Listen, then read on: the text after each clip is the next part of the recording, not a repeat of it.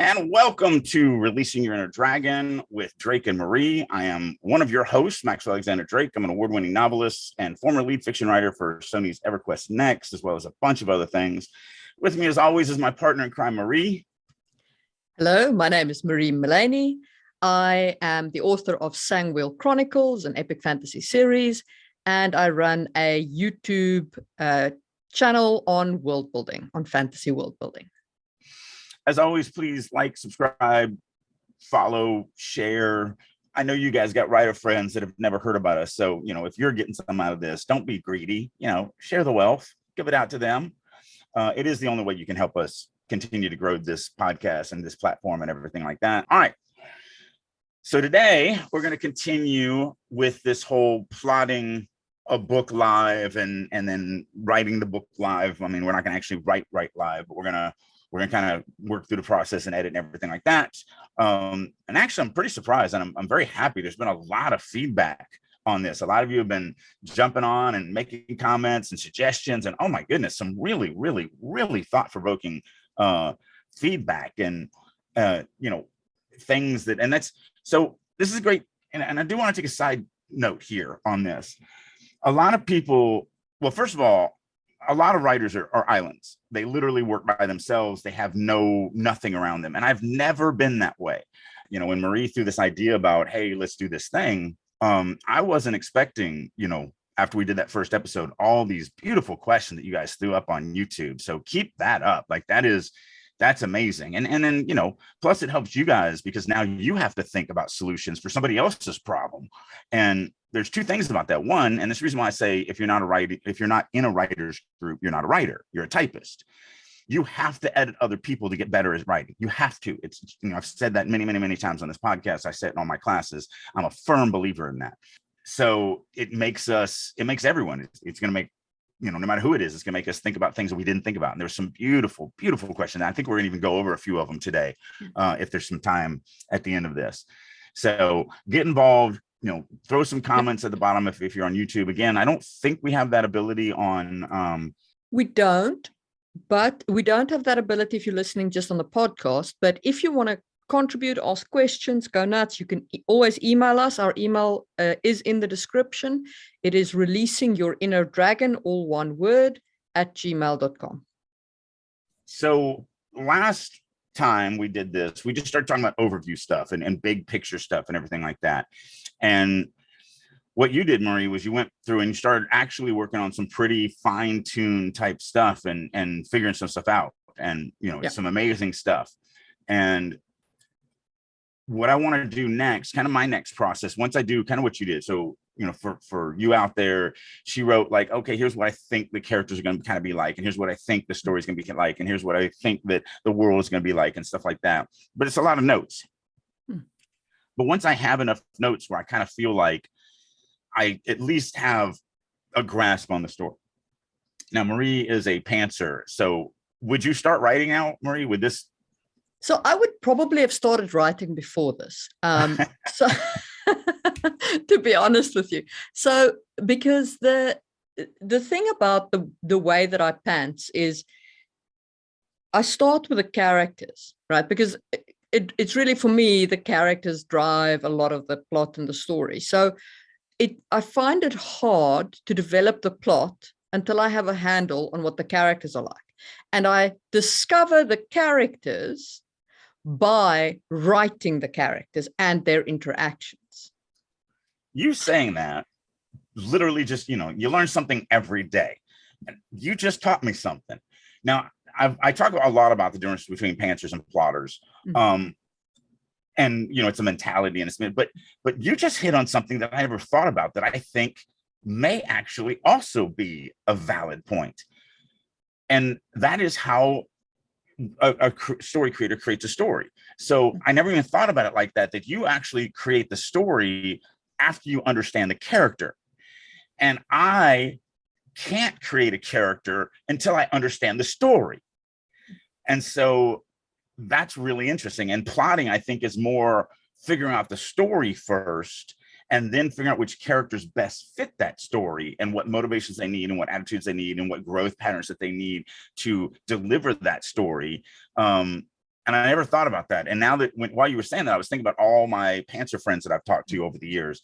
And every one of them, it's the same way. It's like, whoa, this character started talking to me, or this, I got this idea for this character who moved in my head. And, I just started writing this character. And I'm like, that always seems so whatever, anti-story to me, because I'm such a story purist, and it's always about the story. And then I can't come up with a character until I know what, because characters, I've said this before, characters are tools to me. They're literally just here to deliver the story. So but I think that's also why people talk about pantser writers as being generally character driven writers, and why readers who are more fans of pantsers than they are fans of plotters, right? Because there are readers, like who prefer, they tend to be readers who are like, I'm a character driven reader. Like, I want to see the character interactions. I want to explore the characters and things like that. And I guess that's the difference. And see, I never even thought about that either. Because one of the things that has always boggled my mind throughout my career is I got a ton of fans who will flat out tell me, I don't like epic fantasy. And, you recommend Brandon Sanderson, you recommend Robert Jordan, you recommend, George Martin. I can't stand those guys, but I love your writing. And so maybe that's also it, because even though I do it story first to get my character, from that point on, my stories are character driven. I always write character driven stories. And I never thought about the fact that maybe plotters don't necessarily make that adjustment where they shift to, once you get into the writing of it. For many plotters, Sanderson is actually a great example of somebody who honestly, like, I do enjoy his writing. Do not take this the wrong way if you're a Sanderson fan, but his characters are honestly, especially in the beginning of his writing, he's much better now, but in the beginning, his characters were pretty weak. So I mean, he writes a great world. He writes a very complex plot. He does very good twists. All of those things are very true, right? But I, for example, don't read Sanderson more than once. Because once you've read the plot, you've read the plot. And his characters are not so strong that I get something new out of them every time I read them. Interesting. Yeah, this went in a whole different direction than I thought it was going to go, but this is all fascinating. Yeah. Whereas, say, Robin Hobb, right, with a Farseer trilogy. Now, the plot is decent, like it's an interesting plot, but the characters are what carry Robin Hobb's writing. 100%. Right. And so I reread Robin Hobb, well, not always, because like she does terrible things to her characters, and like I only feel like crying so many times in a given year, but I do reread her work, or Jacqueline Carey's work, who's also a character driven writer, like really like deeply character, because I get something new every time I read them, because the depth of the relationships between the characters. Yeah, I'm gonna have to really think about that, and because I have in my I do a class on pantsers versus plotters, and I talk about the disadvantages that they really need to watch out for. I'm going to do a little bit more research, and I might add a disadvantage to plotters being that you really need to understand that plotters tend to not be. And again, I want to do some research. I anecdotally agree with you. Like, thinking back, I'm like, oh wow, maybe that does feel right to me. But I need to go, if I'm going to put it in one of my classes, I need to actually kind of verify it. But it does feel right to me. So I might end up adding another disadvantage to being a plotter is, never making it a character-driven story. It's like not all pantsers are bad at plot. Right. Right. And not all plotters are bad at characters. But it is a weakness of designing characters to fit the story that you then don't have the things that don't quite fit the story. The things that make the character human, the things that don't entirely suit the plot. I get this all the time in writers groups where, you'll have somebody's like, oh, well, this doesn't move the story, you should cut this out. And I'm like, I even have beta readers do this to me, where they're like, you have this section here that, like, I don't know why you threw it in there. I'm like, because it makes them real. Like, that's why. And they're like, well, but it doesn't. Yeah, I've had critics go like, but this doesn't move the plot forward. I'm like, yeah, it's staying in the story. There is still a chapter in the third book that deals almost exclusively with one of the characters' trauma from the second book. Right? It doesn't necessarily, it does a little bit for the plot. You get some information about some things, and it does, like, there's moments of plottiness that moves the plot kind of forward by an inch and a half, right? But it is, the majority of that scene is focused on dealing with a character's trauma, because their trauma needs to be dealt with. Right. All right. We went way off We topic. have. Okay. So let's get into this. So let's, should I share my screen? Yeah, go ahead and do that. So what we're going to do is, she's going to kind of walk me through what I want to do today. Is I want to do, my next step is what I call tent polling, where there's some major moments in a story that I want to nail down as quickly as possible. And a lot of it follows the hero's journey, but I kind of don't use the hero's journey terms because some of them can be pretty ambiguous or whatever. But really it comes down to structure. And this is what I'm looking for. And this is why I go over my private clients. I've gone over this many, many, many times. I want to know some major key moments. This is what helps me kind of start developing all the in-betweens. I want to know where I feel the camera's going to turn on. What is the first opening scene, or the first opening several scenes? This is for the hero's journey. It would be the creating the everyman. What is their life like before the story? I don't start, you can start a story in either the state of perfection or the state of imperfection. State of perfection means that the inciting incident hasn't happened. Don't get hung up on the word perfection. That's why I don't like some of the terms in the hero's journey, because it's not perfect. The Jack Nicholson character, and As Good as It Gets, technically starts off in a state of perfection, even though most people look at his life as like, that's not perfect. That life sucks. It's still a state of perfection because he's happy with it. He's happy with where his life starts, or where it's at the moment. So it's before the inciting incident.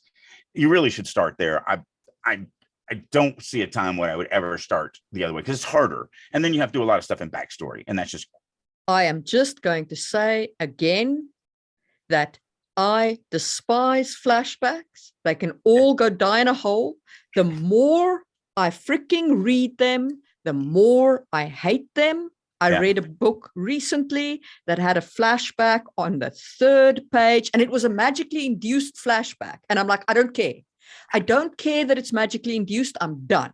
And I put the book down. Yeah.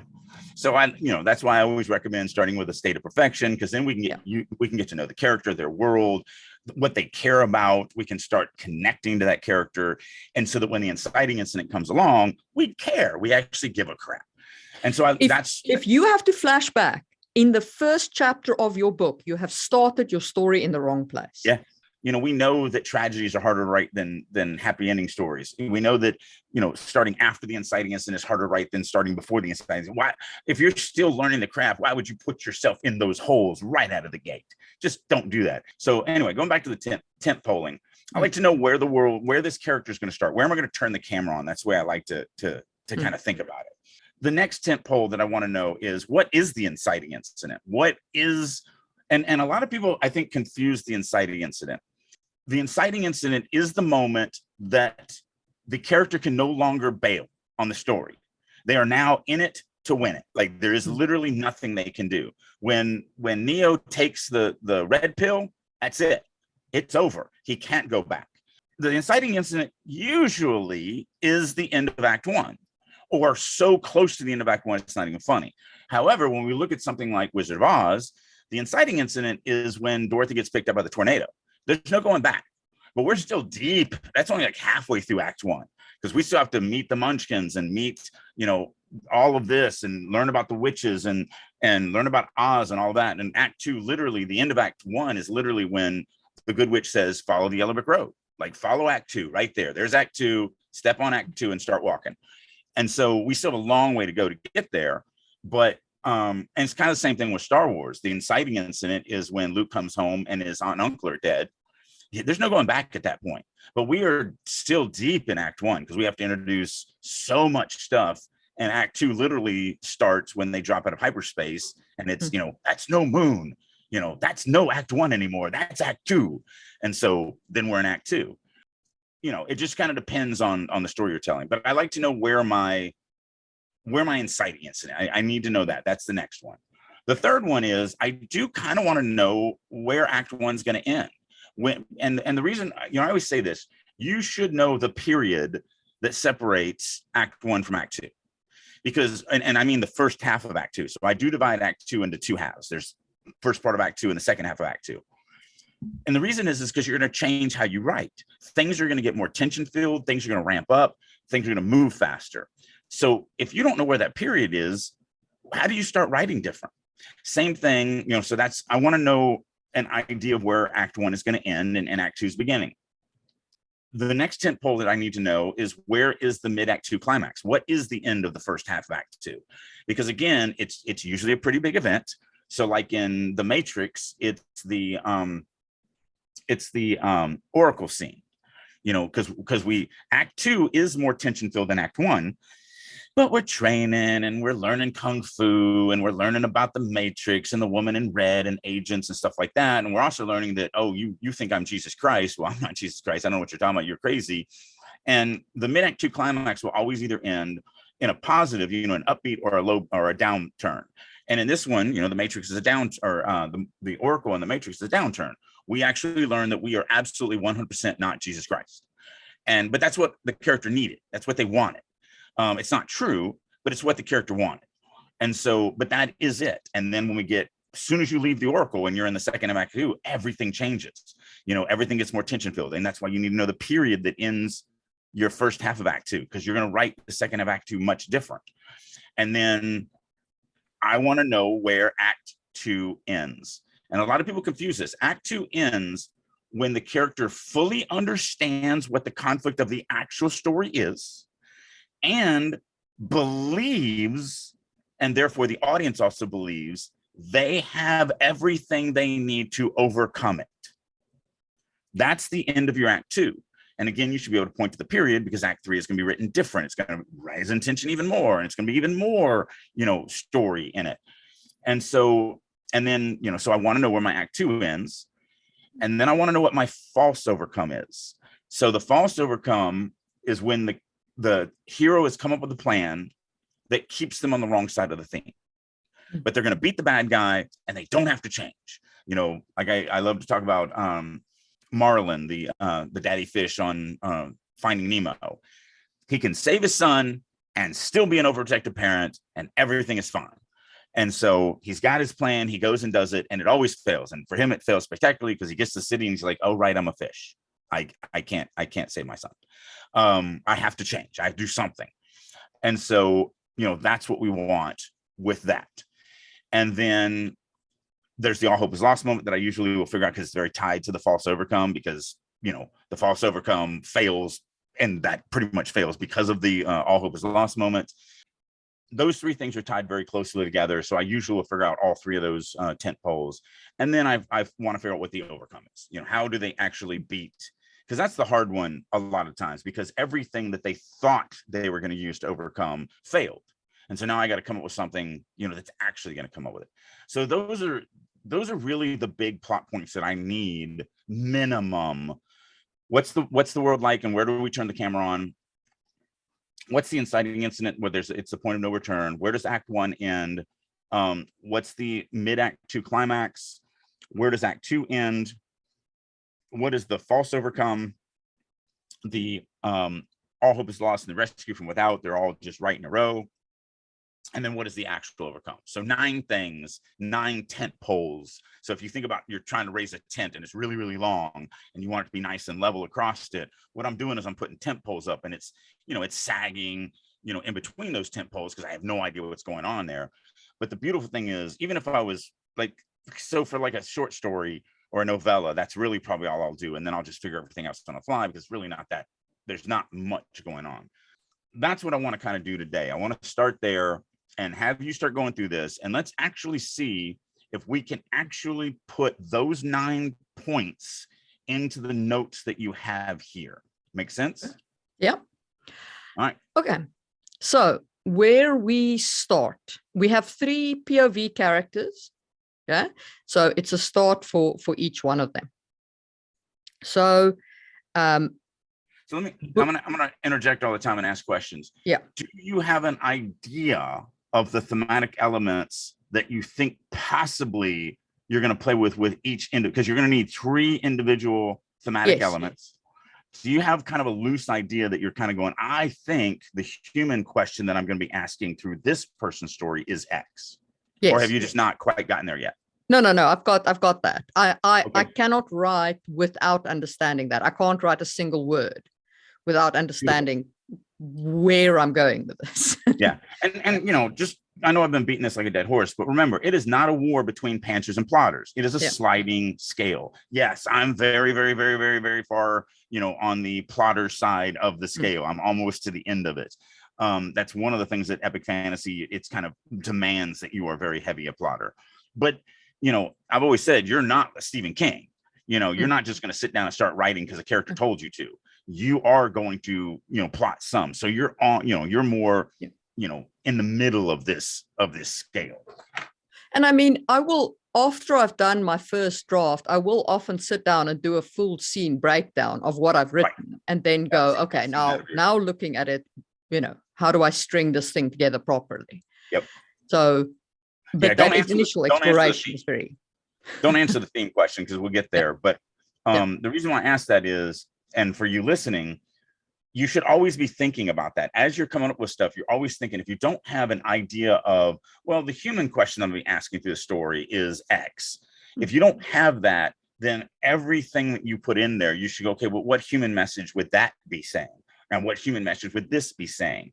And so you start looking for patterns. And then once you get enough, if you get like, I don't know, redemption over and over and over again, then you can sit down and go, wait a minute, do I really want to, does a redemption story arc fit this theme? And is that something that I want to do here? Do I want to, show somebody who has totally messed up and now has to redeem themselves? Is that the human message that I think is going to sell this story? And so you should always be looking for your theme, always. So sorry, go ahead. Yep. So Buri Zuren is from the city of Tinsha, this floating city of Tinsha. Now, she is a woman in crisis. Okay. Her partner is in long-term care after an industrial accident, and she needs to pay for his care. He needs reconstructive surgery like this. He needs a lot of medical attention, and she just is not able to get the money together to deal with it. As a result, she has shut herself off from her support network and tried to figure things out on her own, and ended up owing a lot of money to a loan shark, Rajat. And her story, in fact, starts with an unexpected bill arriving on her doorstep, forcing her to go even further into debt with Rajat. So that's actually where the camera turns on for her. And her first chapter will deal kind of with that. So she is a woman in a crisis situation, and that's kind of like where the camera opens for her is showing the heaping crisis on her. So one of the things that I'd be thinking, during this, I say this all the time, how we control our readers is we force them to care about the character. Then we force them to care about what the character cares about. And then we, whatever we do to that is going to dictate how the reader feels. So like one of the scenes that I didn't see in your notes, you're going to need, because in that initial thing that you wrote, I don't think it was there. I feel like you're going to need a scene with Buri going and seeing her partner. Yeah. It needs to be pretty emotional and touching and, all that. It may even be where the camera starts. I don't know. I'm just, like I said, at this point, I'm just thinking and just kind of free flowing ideas. But because her main motivation is going to be probably derived, and all of these are probably, remember, all this stuff is subject to change and everything. And this is not for you, this is for them. I think I really need to make sure that that is solid. If her motivation is coming from a plot device of her relationship with her partner, then the readers need to love that relationship. It needs to be special to the reader. Otherwise, it weakens the character throughout the entire story. If they never really buy into the, oh, she's going through all these hardships and all this stuff because of this thing that, you know, especially like if we never see that relationship, if we never see the suffering that he's going through and how that makes her suffer and so on and so forth, then the motivation becomes weak for the reader. So anyway, throwing that out there. Okay. So that's Buri, and her first scenes will probably be an interaction with her partner, an interaction with Rajat. Okay, this is before the actual the triple way inciting incident of the Nadi falling. So this is pre all of that. Then we have Lyran Kagul. So Lyran Kagul is from Altan Shari, which is another city. He is the son of the nobleman Jinya Kagul. And the city of Altan Shari is under severe resource pressure. Yeah, so they have got a shortage of jurin, they've got a shortage of food, in general, they're under a lot of pressure. And Jinya espoused the view that all the fully adapted should be ejected from the city and like just kind of resource deprived and sent to live on the surface, you know. He tried to start a race war. Yeah, pretty much. So he tried, and he got enough support amongst the other nobles that they said, okay, you can try it. It led to massive citywide rioting, more destruction of resources. It was a mess, leading to Jinya's downfall from the council. So he is going to get his son onto this Nadi Fall team in order to try and regain some of his lost honor. So Lyran's setup chapters will be the kind of fallout from their house's precarious political situation right now. So two things. And again, just because I'm thinking on the fly. First of all, I would highly recommend changing his name from Jinya, because you have jurin as the currency and magic and everything like that. And fair enough.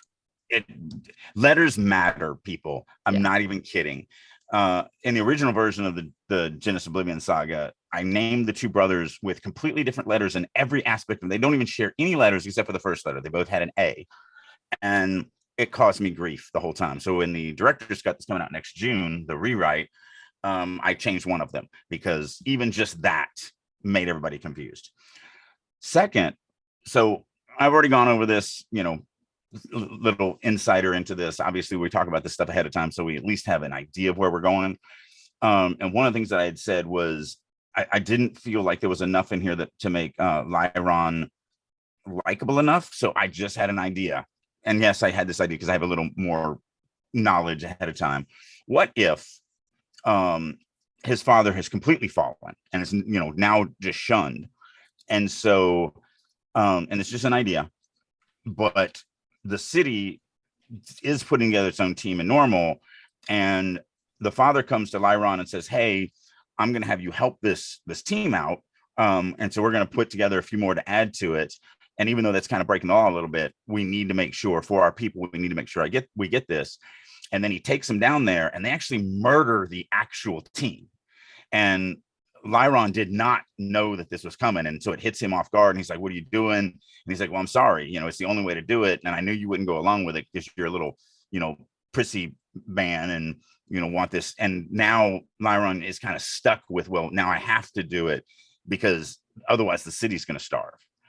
So not only does it show that Lyran is not as evil as his father, it puts him in a situation where now he's like, well, I mean, yes, it will. If we do this, it does redeem my father, but I don't know. And because every idea has complications. So just throwing that idea out goes, okay, but now when he comes back, the people would know that they betrayed their original people and killed them and blah, blah, blah. So you'd have to work out. I mean, it's not a perfect idea. I just literally came up with it on the fly. It's a decent thought because Lyron's father can be a full-blown, and please, I'm just using the word as a placeholder, but can be a full-blown kind of Nazi, race kind of orientated person. Right. Whereas Lyron, obviously having grown up in that kind of a household, is extremely racist, right? Because it's what he's learned to be. But he's not. But he's never had to deal with. It's not a choice. He hasn't made a choice to be racist. It's his upbringing. Right. It's that's an overcomable thing. Right. Right. Yeah. And that's what I'm saying. So when I read this, when I read all her notes before we started this, and the one thing that I got from Lyron was I didn't feel like he was relatable enough to the audience. When I was reading this, I was just like, I want a little bit that I can sink my teeth into to kind of feel, if not like him, at least feel sorry for the situation that he's been put in, and see that he's at least trying to realize that maybe he's not on the right path. And so that's where that idea came from, is that you have his father put him in a situation or whatever. Anyway, so going out there. So that's Lyron. And then Mota Verace is a fully adapted. So he's a blue and white guy. Buri, by the way, is a half adapted. So we've got one from each of these races. Not that they're actually different races. They're different stages of the Jiren evolution. Wait. I didn't realize this. To me, that opens up a plot hole consistency. So Lyron is full human. Yes. And his father full human. But they tried to throw the full humans off. No, they tried to fool the fully adapted. Right. Okay. Yes. Yeah. Sorry. 100%. You're right. Yeah. No, that makes perfect sense now. Yeah. Okay, so Mota Verace is a fully adapted extremist from the Kosnica Podlosti city. So what I've built in subsequent to thinking about it is that you can overclock on Jiren magic. Okay, so you can consume excess Jiren and use it to blow out more magic. But doing so essentially starts turning you, mutating you into the eventual path is fully adapted, because that's what the nanobots actually want to do, right? Okay, so Mota Verace, that happened to him as a child. He ingested a crap ton of Jiren, and he became fully adapted, and his family actually threw him out. He was adopted by a cult, and in the cult he was radicalized, and he is now an extremist who essentially wants to cause his city to fall out of the sky to make everybody live on Shadao, on the world of Shadao, or die. He's a terrorist. Right. Yeah. That thinks he's saving. He is convinced that he is doing the right thing. Let's focus on Act 1 for the rest of this time. So let's just kind of go through them, and let's talk about where you think that, like, what are some things that you think in each one. We already talked about Buri a little bit, where we're going to have to set up, in my opinion, again, all opinions, but where we're going to have to set up the fact that she, the connection between her and her partner, the connection between her and her debt. I do think you're probably going to use for a lot of world building as far as because the other two are the extremes. So, and that's the other thing when I'm thinking about characters and thinking about what I'm doing, I'm also thinking about which one of them. So I don't world build individually. I world build as a whole. It's a holistic world building. So when I world build with one character, then the audience has it. So I don't need to repeat that with another character.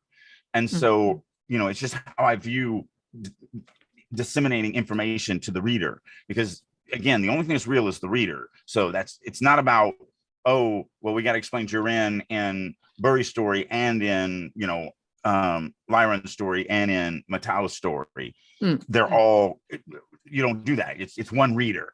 And so and is it Matao? Is that how you're saying that? Mota. Matao. Yeah, Matao. You make it round. So, Matao is one extreme. He's all in. Lyron is all out. And so I don't see opportunities, like if I'm thinking about world building where I'm going to be doing this stuff, I think that Burry is the one that's going to have to that story arc, not the character, the story arc, is going to have to bear the brunt of explanation to the reader, world building to the reader. I'm going to look for scenes that give me the opportunity to do that. So again, we talked about this earlier in this podcast. I'm not just looking at bringing in scenes that move the plot, the story. I'm also going to see about coming up with a scene that also accomplishes, things that I need to introduce to the reader.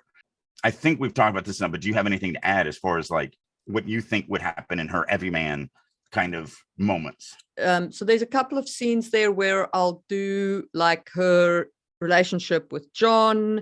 I'll do her dealing with some of the shop things because she owns a baker shop. She's a baker, a magical baker, but a baker. Is her partner's name John? I might change. I'll change that. Well, it's the problem that I had with Terry Goodkind's sort of Truth series. It's like, you have Zoran, Zared, Zul, or whatever his name is, and you had this, that, and then you had, Richard. Yeah. Like, that's your protagonist, Richard. Like, man, really? You have all these fantastical names, and then you're like, and then there's John. Like, I'll change. There's a reason for it. Like, if you actually have a theme or whatever. No, I made the name before I picked the cities, because I've now given each city a real world language that I use to draw their names from.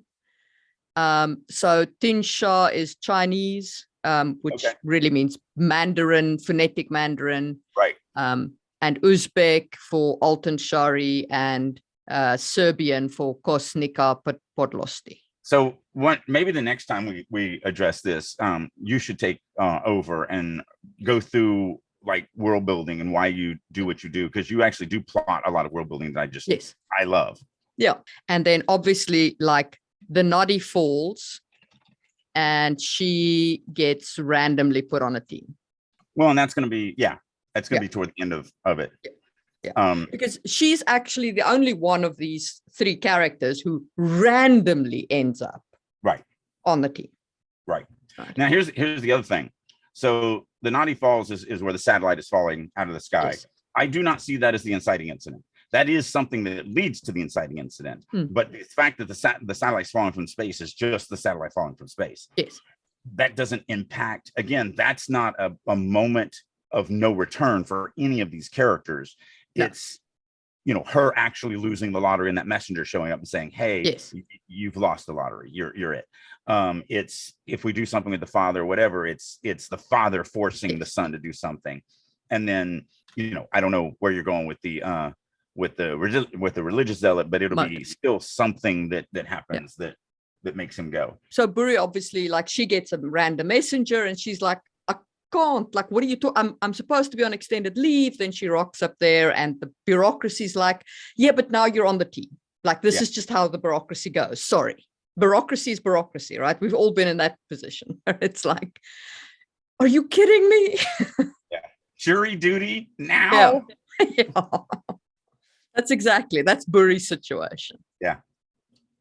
So Leiron, as we discussed, like, we start with his dad in a shun position. So we should probably do a scene where Leiron is interacting with what would previously have been his friends. Mm-hmm. And then, like, he gets cold-shouldered, like, it drives him more towards his family. Mm-hmm. So in my opinion, again, it has to do with, I'm trying to connect the reader to him, and with him, and it's just a suggestion, but it might be something like making the audience feel sorry for him. Like he had no control of this situation. It's something his dad did. And he's now bearing the punishment of the sins of his father. His father did this stuff. And so, like, you just mentioned his friends, his friends could be like, like, no, I'm not gonna hang out with you. You look at the crap that has happened to me personally. My uncle died, or my house, my father's shop was burnt down from this. How are we gonna pay our bills? And it's like, but but I didn't do any of that. Like that was my dad, kind of thing. Again, all just ideas and stuff like that. But that is something that's human relatable, and it makes me go, oh, this kid is not bad. He's in a situation that he really can't. It's the exact same thing as Burry, but from a completely different angle. She's like most of us, just under the strain of life. You have bills and you have family obligations, and then duty comes along that you don't want to do, but you know that jury summons comes along or whatever, and it's like, this is the worst time that this could possibly happen, and I've got all these other things that I have to worry about. With him, he doesn't have those problems. He's a rich kid, so his problems are going to come from more social standings and stuff like that. And I think that if you go with the sins of the father, and just as a suggestion, again, always a suggestion, that just seems interesting to me and something that people can relate to, and actually not see him as such a little Draco Malfoy. I think if you start him off as Draco Malfoy, it's gonna be very hard, because that's that same like Jamie Lannister, and Draco never makes the Jamie Lannister turn. He's just a piece of garbage from start to finish, which makes him so memorable. Whereas with Jamie Lannister, it's just like, oh man, I don't want to like this guy. So I thought a Sins of the Father scene would be a good starting point. But I also do want to show that, I mean, his big flaw is that he is a racist, what amounts to a racist in this world. Yeah. So I do want to kind of show that, like, yes, he's not his father, but he does have that, you see it sometimes. You don't see it much anymore, but you used to see it when, like in the 80s. I saw it sometimes growing up, where children would be casually racist because their parents were really racist. So he's like that. I grew up in the Deep South. Most of my friends were that way, where it's like they didn't even realize that what they were feeling, what they were doing, what the attitude that they were giving off was racist. And that's very, in my opinion, especially here in America, I think that's the thing, is thematic elements need to be things that are culturally relative. So like Jurassic Park, I don't think would be as culture relative today. We are not as afraid of science and cloning and the danger of that as we were back in the 70s and 80s. So I don't know if Jurassic Park would be as successful as an initial IP as it was back then. But that casual racism, because it is so prevalent today. And you can, and again, even people that aren't aware of it, that they're doing it, can still hopefully maybe read this and go, man, maybe I'm being kind of like this. Maybe I should change and become a little better of a human being. So yeah, I love that. I love this theme, mostly because, like I said, it's so topical right now, especially in the United States.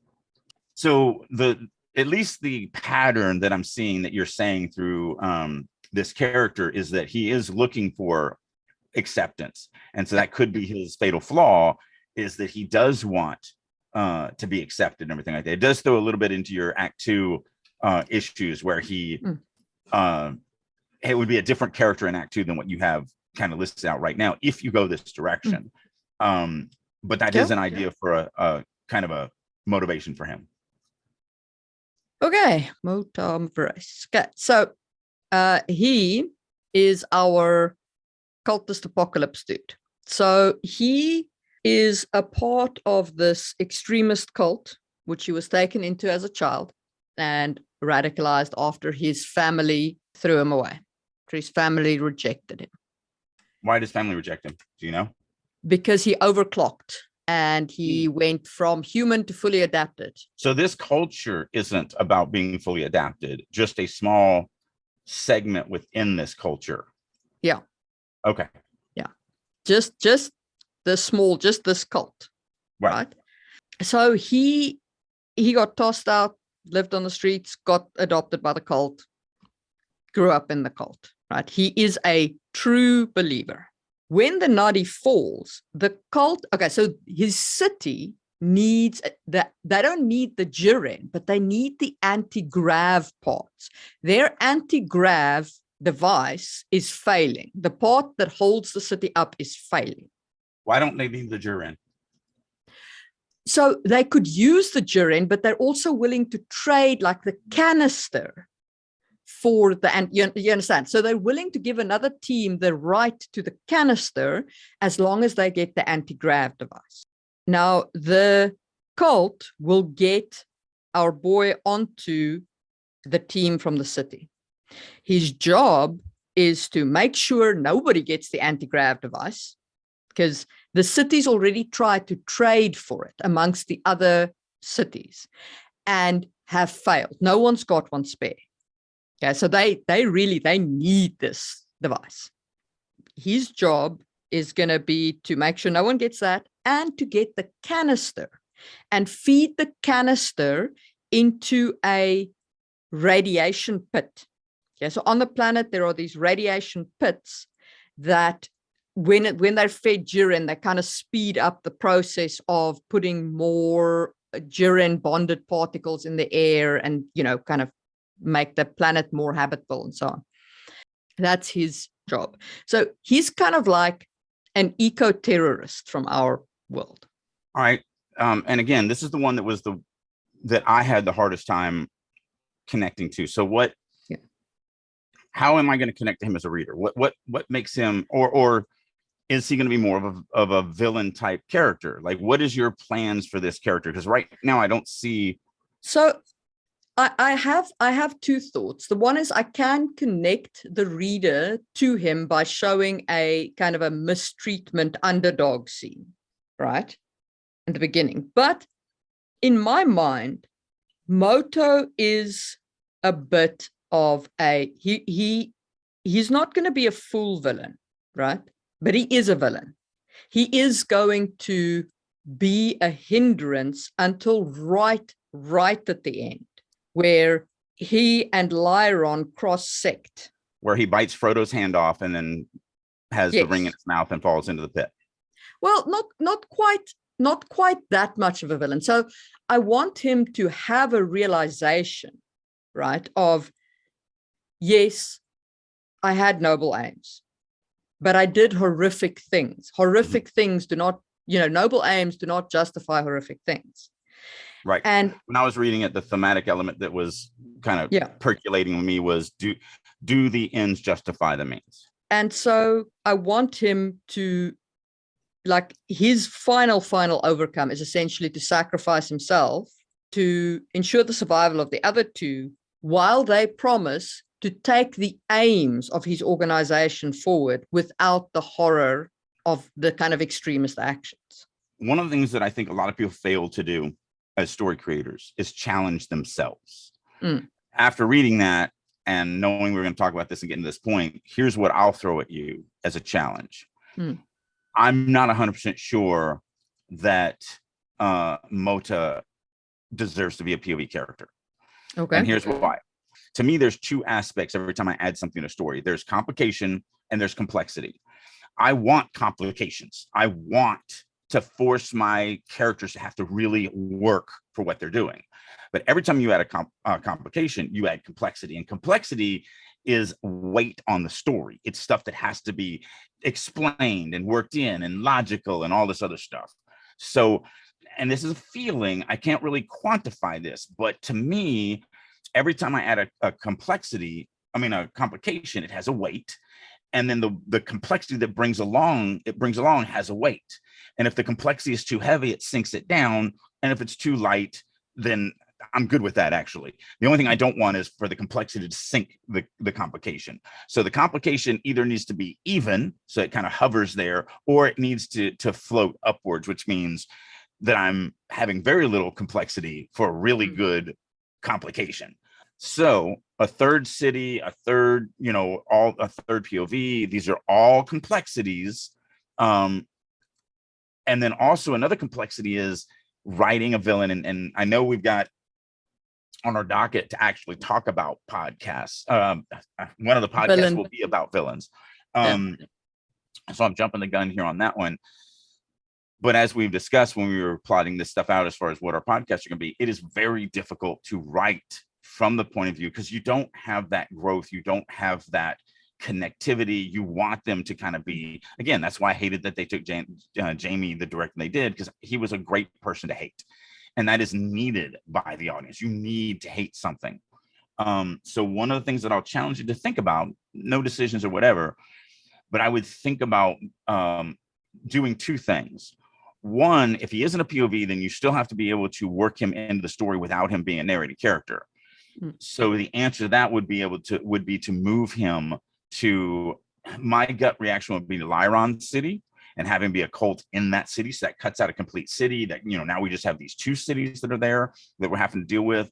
And then also make him not because the reason why I like the Lyron is because obviously some of the scenes that Lyron could have to deal with in these phase 1 and act 1 would be dealing with the fact that this eco-terrorist group would freaking hate his father and his family, and they're trying to kill him. And like, even though the main riots are over, that's not going to make these guys forgive all of that. So, having him show up and having him see him across the way when, he just almost killed him or something like that, and they get away. And then later in the story, in act 2, when we're actually out in the field on the planet, having to now not only see him, but have to work with him, that is very interesting to me. So just some ideas. Again, I have no loyalty to anything I create until it's published. Literally, the Genesis Saga, I've written 3 novels that I'm now rewriting from scratch. I literally don't care. I have no loyalty to anything if there's a better way to do it. And I think that that's a problem with a lot of, this is something for you guys out there to think about. So she came up with these 3 ideas, 3 characters. She likes this and all this. She has this, and I'm just giving her suggestions. I'm not dictating anything here. I'm just challenging her to think about the complexity that it adds, and does it add the right amount of, is that worth it for the complications that it adds, or is there other ways to think about accomplishing the same thing? And so in reading that was the problem that I had when I read at the end of this, from the stuff you sent me, Maria, was, I don't know why I just called you Maria. It's okay. In reading that, I was just like, it doesn't do anything for me. It doesn't add anything for me, which is why I wanted you to then give me it. But now that you've even gone through this, I'm still like, man, why am I going to want to follow this? And that's what I always do as a writer. I'm always putting myself in the reader's position. Okay, now I'm the reader. Why am I going to enjoy this? As the writer, you get all giddy and you're like, oh, this is going to be so cool to tell. And I really want to tell this story, blah, blah, blah. But that doesn't mean the reader is going to like it. And so I try to make sure that I always, again, it's that empathy thing. I empathize with the reader. Is the reader going to enjoy this character? Because if they're not, then just because I want to write it doesn't necessarily mean it's the right thing. So I guess the end of that would be, here's a suggestion. Here's a hole that I see and a suggestion to fix it. There are many other ways to fix it. Like, one would be, no, I'm going to keep this as a POV character and I'm going to keep a 3rd city, but I see the weaknesses that you're showing me, and here's how I'm going to fix those weaknesses and keep this stuff. That's absolutely legitimately one way to do it. But right now, from a reader standpoint, my opinion is that I don't see a lot of value in the Moda character from a point of view character standpoint. So I get that. I'm wondering if it's worth moving the character concept of Mota and having a less. So instead of having Mota be the POV character, have his adopted brother or sister or something like that be the POV character, and who's trying to kind of stop him from going completely overboard. Somebody with whom the reader can have more sympathy. So the structure issue that I see with that is, it kind of really is close to what Laron's growth arc is going to be. So I don't like to double dip within the same thing. Not that it's not a great idea. They're both great ideas, but at least the way you described it there. Now, if you take a step back and you think about it and you write some stuff up, and knowing that you've got to separate it far enough, because again, that's another thing, is the reader doesn't want to read the same story twice in the same story. So if they're very similar to each other, and again, I'm very fast at just going through thematic elements and everything like that, because it's what I've made my bread and butter on. So that still comes to, acceptance and trying to fit in with the society, which is really close to kind of the same things that the Laron story is going to be so far. I feel like, so I'll tell you what my concern is. I feel like I need a fully adapted POV. Like, I feel like if I don't do a fully adapted POV and I just have like Laron and Buri, then I'm lacking a voice. Like the balance doesn't feel right. Maybe. And again, these are all just ideas, all suggestions. This is what I love to do when I'm working with my team. What if Buri ends up becoming fully adapted at the end of this, which, makes the audience forced to see all sides of it, and then that bounces off really good, depending on how it rolls out, with the fact that Moda is a secondary character that is trying to do bad things, and then because of Buri's transformation, because of whatever happens on the planet, and she becomes fully adapted, that's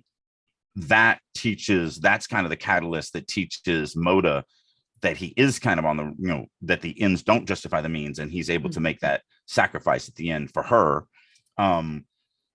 and do that. And again, I just challenge things. This is literally how I plot with my guys. It's always just here's an idea. Great. How do we make it better? What about this? What about that? What about this? Just throwing things at you. I just feel like when I read what you sent me, the Moda was the weak link. And because the other two I love. I think there's tons of potential, tons of story, tons of growth, beautiful thematic elements. Another thing I look for characters is, do I have the ability to actually world build what needs to be world built with these character stories?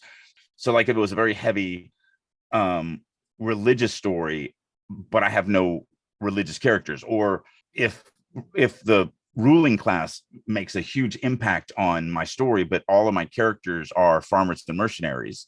It's one of the reasons why Genesis starts off as farmers and mercenaries, but then I introduce royalty, including even royalty POV characters, as the story goes along, because the royalty does impact the story and does impact the world, and I need to make sure that the audience can see that side of the equation too. And the only way to really do that is from a POV standpoint. So you are correct. I'm just saying, is there other ways that might also fit that story? But nothing's set in stone. So how I would do it is I would chase everything. I would chase the Moda as a POV character, see if I can figure out how to. So for me, it's always looking at how am I going to make the character or the reader relate to the character, care about the character, care about their success, so that when they make that sacrifice at the end, it means something to me. Because I don't care about the character. And I know a lot of people feel differently about this, but I don't give a crap about Darth Vader's sacrifice at the end. Because I think Hitler would have even sacrificed himself for his own child. Because they're like, so I get in this argument all the time where they're like, oh no, Darth Vader redeemed himself because he saved his child. He saved his freaking child. Like every horrible, evil, person will do that. So I don't believe that Darth Vader redeemed himself by saving Luke Skywalker in any way, shape, or form. That isn't, he killed children. That is an irredeemable thing to me. That's just the way I feel about it. And so that's what becomes very hard for the Moda character. Now, if he's a secondary character, then really his impact is upon the primary characters. But I would go down the path of, can I actually make him a primary character and make him relatable and make the audience care about his sacrifice at the end? I would go down the path of having him be a secondary character. I'd go down a path of, what you just said, the brother. Maybe I can look for a peripheral narrator that can be a part of this. I'd go down all of them. That's how I plot. I chase every rabbit. And then I get to the point where I'm like, this isn't going to work at all. Or, ooh, this is good, but that just gave me an idea for another track to chase that might be even better. And so I chase them all. I'm just saying that I don't think writers challenge themselves enough on potential holes in their story. And so that's what I wanted to bring up with the Moda character. Is the other two I thought were fantastic, and this one Now, and I said this before we started recording, it could be also that you have ideas that I don't have, that you just haven't shared with me yet. And so that's another thing. If I'm missing the point, which is very, very, I mean, I already said I'm not the sharpest tool in the shed. So if I'm missing the point, that's perfectly fine too. But at least from what you sent me, this character is the one that just didn't scream point of view character. Yeah, I'm not like, but I'm not married to any concept, especially without a word written. Because like that's the thing, I would only see once I got into it. Now, I mean, I have made people love my assassin character, and that's a hard character to make people love as well. So yeah, but Louis, I don't think so. I mean, it's his job, but he is so dynamic and so human, and so he's got so many things going on that it's not like he's just some soulless killing machine. No, I don't think it was that hard to make people love Louis, because his job does not define who he is. Yeah. So like in The Jackal, Bruce Willis's character, there's no way you're ever going to like that character. That character is a soulless, hateful. He will use anything to just finish his job, and that's really all he cares about. He doesn't care about anything else. He's the perfect villain. And that's why that movie worked so freaking well, because first of all, Bruce Willis is always the nice guy, and so throwing him in there is that literally, I mean, he literally is not even gay, and he has sex with a dude just to accomplish his goal. Does not care. It doesn't affect him in any way, shape, or form, and then he kills the dude. But he's not a POV character either. Although, again, movies don't have POV. But if I was writing it in a novel, I just wouldn't be able to do him as a POV character. So I'm just challenging. These are things to think about from the stuff that you sent me ahead of time. Moda was the one that was like, that's gonna be a hard one to pull off, and I don't know if it adds a lot of complexity. But what complications does it add that makes me feel like that it justifies the complexity? What I might do is I might write a couple of scenes of Moto and see if he fits. Because I mean, I've written scenes that will never see the light of day, right, from all kinds of characters' points of view, including villain characters. I just don't put them in the book. Right. So. Well, that's a great thing to kind of throw out there, and then we'll kind of wrap this up. One of the things that I recommend all plotters do is, as you create the backstories for characters, the really big pivotal moments, write them. Like I used Batman as an example. If Batman chose to be Batman because he thinks that bats are the most terrifying thing in the world, because when he was 12, he fell into a well and was attacked by bats, and it just had a lasting, or when he was 9 or whatever, however he was, and it had this lasting impact on him, then write that scene. Go back into the young Bruce's head and actually don't worry about a setup. Don't worry about, because you're not going to, this is for you. It's not for anybody else. Don't put it in the story. You just need to understand that scene as well as the character understands that scene. So I do that as well. I will write a lot of scenes that nobody will ever see. But when I do go to put that in the story, as in backstory, or in maybe a conversation between two characters, and he's like, oh yeah, I fell into the well or whatever, I literally have lived that scene now. And so when I'm bringing it in as the character, it's much more believable because I believe it. I lived through it just like the character did. So yeah, definitely do that. And then, we already knew that this was gonna be a little tougher on you since you're not a plotter. So however you have to, work this out and figure things out, and how it's gonna get you to the end. You can also go, what, I'm just going to write it with the 3 characters. And if, we get halfway through this novel and it doesn't work, then I'll ditch it and go a different direction. So I have a funny system in terms of my pantsing and my plotting. Like, I will take that structure of like this and that. So I break up my book into like, this is this section, this is this section, this is this section. Then I will like write a section, and then I'll stop and be like, okay, let me just check this section. Then I go and I check the section, I edit it, I do the outlines. I'm like, okay, I'm happy with this section. It's solid. It's ready for launch. And I'll be like, okay, I have no idea what I'm writing in the next one, but I'm about to start exploring it. And then I'll write that. So I cut a pants in sections also. I've never really done that because I do that during the plotting stage. But the difference between me and you is I hate writing. I hate it. My first draft is the only part of my job that I hate doing. So the thought of just writing stuff just to write it to see if it works, I would much rather just lay there and think about it and feel whether it's going to work. And that's how I do it. Everybody's different. Again, there's no wrong way to do anything. There's just wrong ways for you to do it. So it would be wrong of me to do Marie's way, and it'd be wrong of Marie to do my way. That's it. That's all it is. And neither are the wrong way to do it. So hopefully this gave you guys an insight into, and we're going to do this, we'll move on to the inciting incident. This one, we chased a bunch of rabbits. I'm sorry about that. But I think there's some interesting stuff in here. So hopefully you guys got some information about it. As always, like, subscribe, share. We will see you soon for another one. Bye.